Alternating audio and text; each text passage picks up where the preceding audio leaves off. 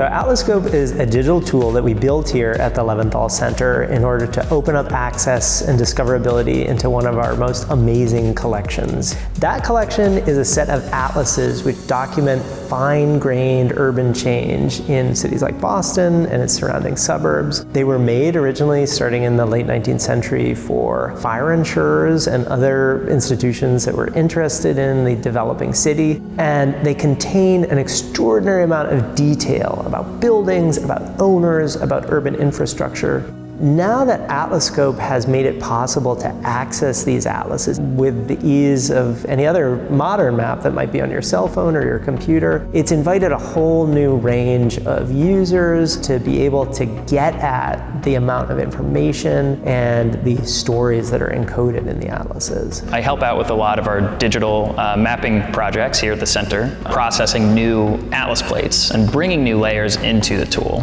You can see that this is the first step. We have the atlas, and this is the digitized version of this atlas here.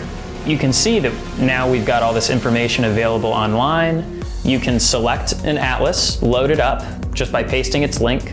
Once we've done the georeferencing for the whole thing, you can hop into a different page in all maps and view how they stitch together. You're piecing all of these together in this big geographic mosaic. We chose to make Atlascope in response to user demands. Those are among the most requested items in our collections. When we bring in school students, members of the public, people who previously would have had a pretty challenging time accessing the information in these urban atlases, they begin to spin out really intriguing stories. Kids, of course, want to look at their homes, where their addresses are. One project we did was with the Lilla G. Frederick Pilot School in Grove Hall in Dorchester. We studied small businesses and then we took a field trip to them. On the map, I could go back in time.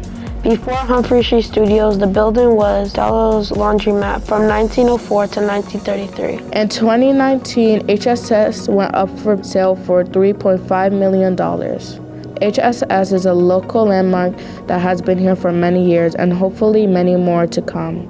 One of the interesting things chronologically is that the maps we have available in Atlascope sort of bring us right up to the civil rights, urban renewal movements. We see the parts of downtown Boston which were later removed. This is West End, so before the demolition of the West End, you can see how densely residential this area was. We did an interview a while back with Joe Bagley. He talked a lot about how Atlascope was an incredibly useful tool for him in the field. He's got access to that information in his pocket. We began this project with Boston, but these kinds of atlases were produced for essentially every urban area in Massachusetts and in fact all around the United States.